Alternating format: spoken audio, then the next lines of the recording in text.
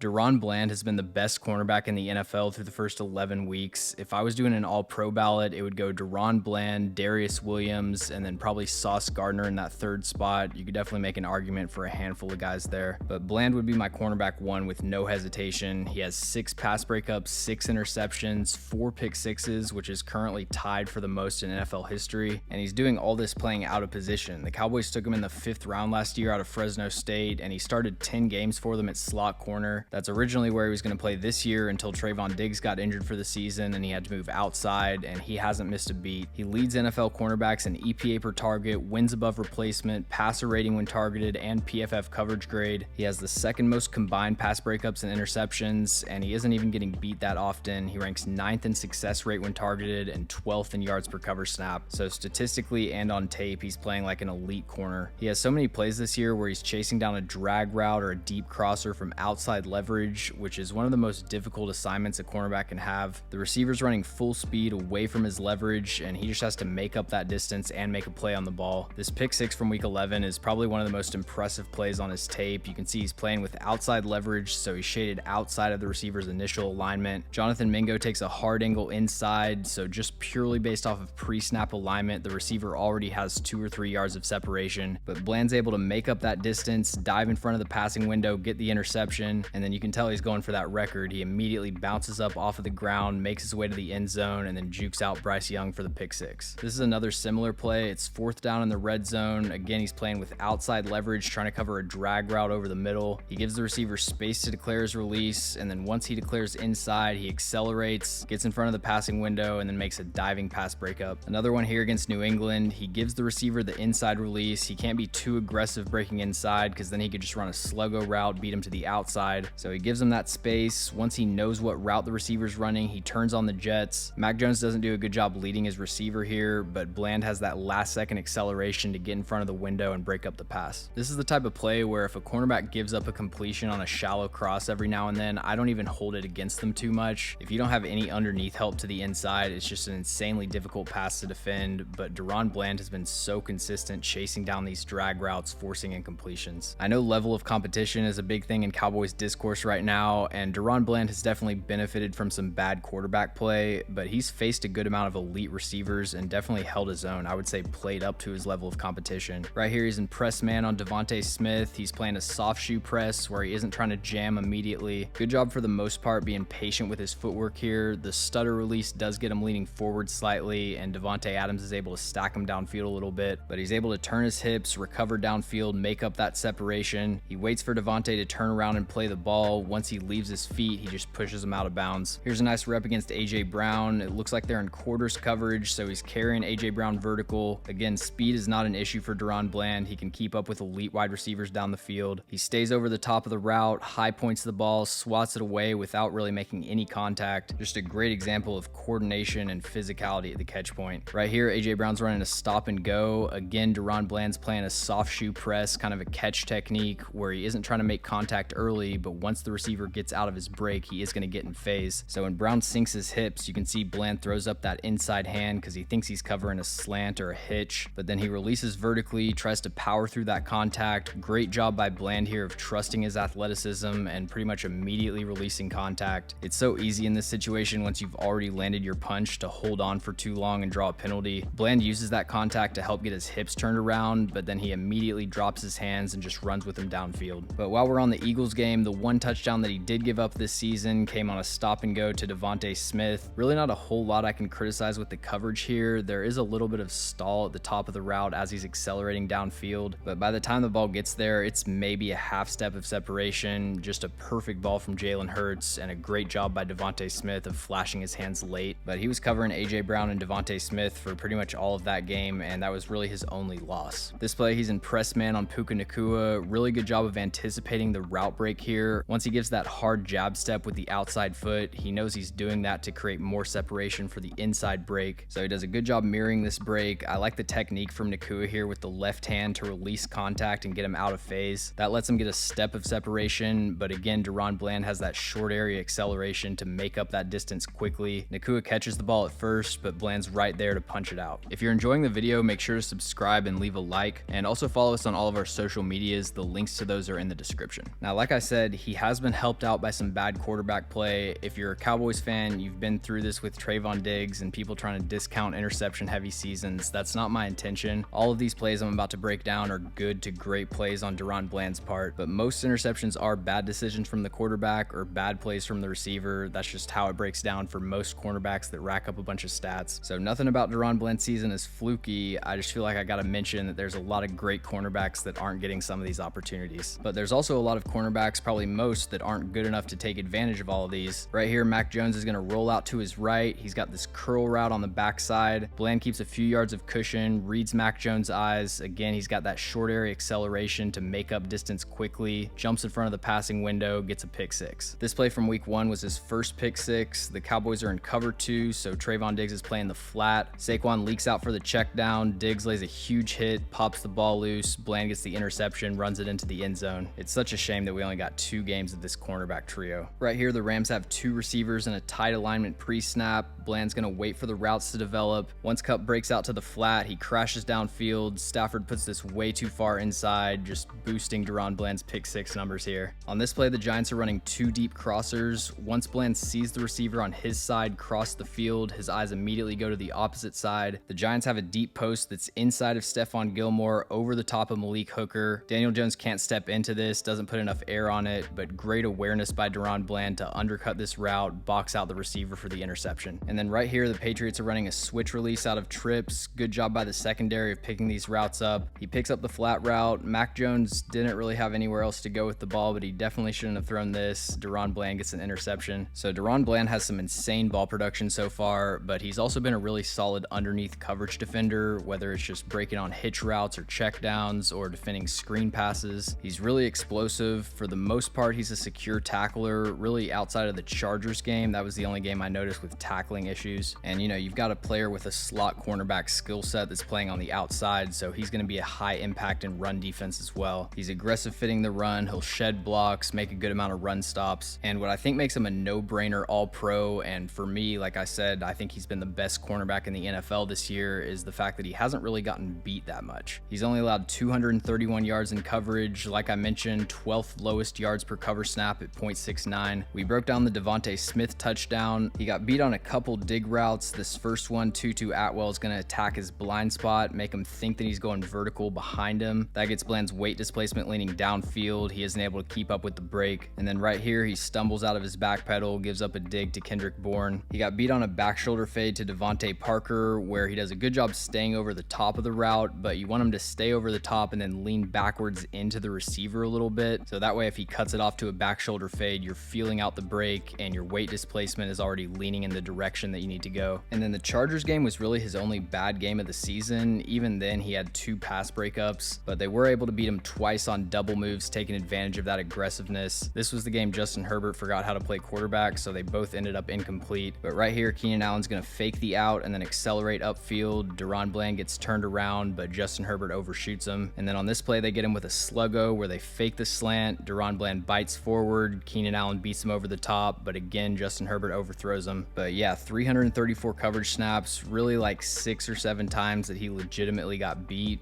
which, I haven't watched every single corner, but I've watched a lot of cornerbacks, and that's a pretty low rate. Even if you take away all the interceptions and the pick sixes, just purely from a coverage perspective, DaRon Bland is having a great season, and overall, he's established himself as one of the best corners in the NFL. Thanks for watching. If you enjoy the video, make sure to like and subscribe. Also, let me know in the comments any NFL players or teams that you'd like me to cover.